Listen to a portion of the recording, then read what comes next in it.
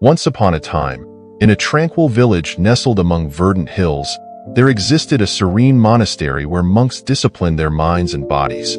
Among these monks was a group of 100 who shared both their studies and daily routines with laughter and camaraderie.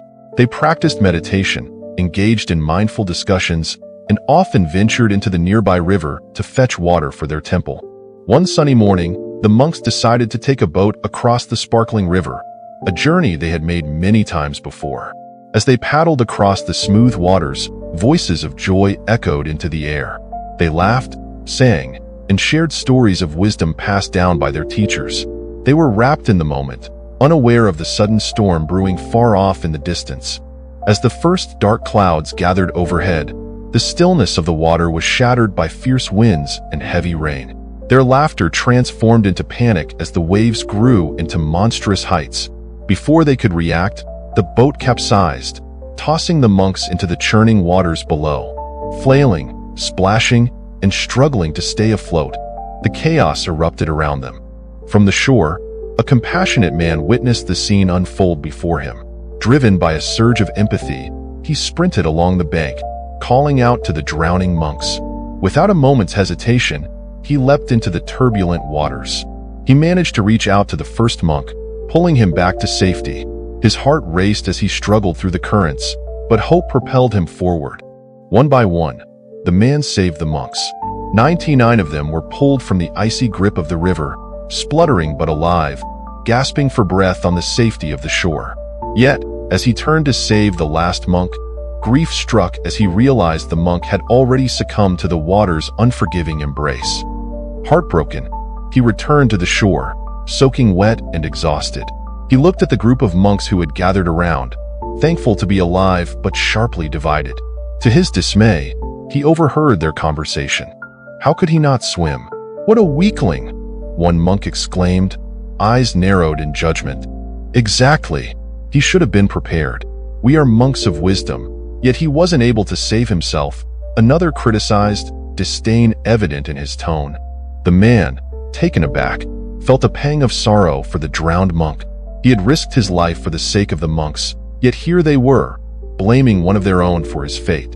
Fueled by indignation, he stepped forward to speak. Who among you has never struggled in life? He challenged, raising his voice over their whispers of judgment. You are monks, trainers of the mind, journeyers on the path to enlightenment. Is it wise to judge one of your own so harshly? The monks stewed in silence, realizing the depths of their unkindness, but struggling to accept it. After a moment of reflection, one elder monk spoke up, his voice tinged with sorrow. Indeed, we have forgotten our teachings, he admitted, lowering his gaze. In our practice, we learn of compassion and understanding, yet we allowed our fear and frustration to distract us from empathy. We see only weakness, but we should instead seek understanding. The man continued, you all conquered the waters, yet in your triumph, you forget that others may not share your skills. Life is unpredictable, and not everyone possesses the same gifts. Instead of blaming, we must encourage each other to grow. In the days that followed, the village mourned the loss of their fellow monk.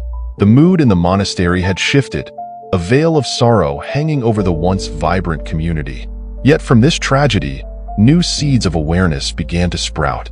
The monks convened to reflect on their conduct, the elder monk leading discussions on compassion, understanding, and the ephemeral nature of life. They remembered the drowned monk and came to understand that perhaps he, too, had been grappling with his fears, his inability to swim, just one chapter in the grand narrative of his journey. They started to practice acceptance, honoring their fallen comrade by discussing stories of struggle and the grace of learning from failures, big and small. The conversations were raw and honest, revealing vulnerabilities they had buried beneath their robes of perceived strength. Over the weeks, the monastery transformed into a sanctuary for growth. Mindfulness practice now included discussions on failure and fear, allowing each monk to voice their insecurities without judgment. The compassion of the man who saved them forged deeper connections among them, strengthening their bonds as they sought enlightenment together. The elder monk often led the group in different meditative exercises, prompting them to visualize their struggles.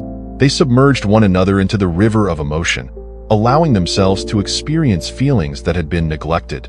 With every session, they embraced the currents of their inner worlds, accepting both the calm and turbulent aspects of existence. One day, during a particularly engaged discussion, one young monk shared, "I believe we all swim against the currents of life, but it's how we navigate those waters that truly matters." The drowned monk may have had moments of weakness, but he also held the wisdom that comes from experience. In his loss, he teaches us resilience and humility. The group collectively nodded, feeling the resonance of truth in his words. They had begun to shed their old habits, finding strength in vulnerability instead of judgment. Their time at the monastery became defined by acceptance and encouragement, a true vision of community. As seasons passed, it became clear that the teachings from their tragedy shaped their perspectives. They learned that each monk's journey was unique, with individual battles fought under the veil of silence. Judgment was replaced with camaraderie, resulting in a brotherhood fortified in love and understanding. At last, the man who had rescued them returned one day. He stood watching the transformation unfold before him. This time he was met with smiles instead of blame. The monks were engaged, helping each other through their struggles, supporting one another as they traversed the river of life. The elder monk approached the man and expressed gratitude. "You saved 99 of us, yet you also gifted us something even more valuable, a lesson in the fragility of life. We thank you for igniting compassion within us." The man smiled, his heart swelling with joy. Seeing that the struggle had brought strength and unity among the monks reminded him of the powerful ripples of genuine understanding. Finally, one of the youngest monks stepped forward, eyes gleaming with newfound insight. "This moment reminds me that we are all students of one another. Let not judgment live where compassion can thrive. Let us honor our struggles, extend kindness in their shadows, and create an environment where growth is nurtured." Thus, the monks continued their journeys, armed with a deeper understanding of life and connection. They honored both their challenges and triumphs, recognizing that in every dive into the depths of despair lay a chance to rise and discover new phases of wisdom. As they moved forward, they fostered a sanctuary of acceptance in the monastery, where the lessons of love and humility guided each step they took. In the end, the story of the 100 monks became legend in the village, a tale of transformation through tragedy. They taught not just the virtue of acceptance, but the importance of lending a hand, no matter how challenging the waters ahead may seem. Now, hear this, dear listeners. It is essential to embrace our humanity. We are not defined solely by our achievements and strengths. Our vulnerabilities hold equal value. Life will present us with adversities and challenges we cannot escape, but it is how we choose to respond to those struggles that shapes our character. Remember, every individual you encounter has their own battle unfolding beneath the surface. Let us practice compassion, not just towards others but also towards ourselves, for we are swimming together in this grand river of existence. Embrace the journey, learn from one another, and hold space for growth, both within and without.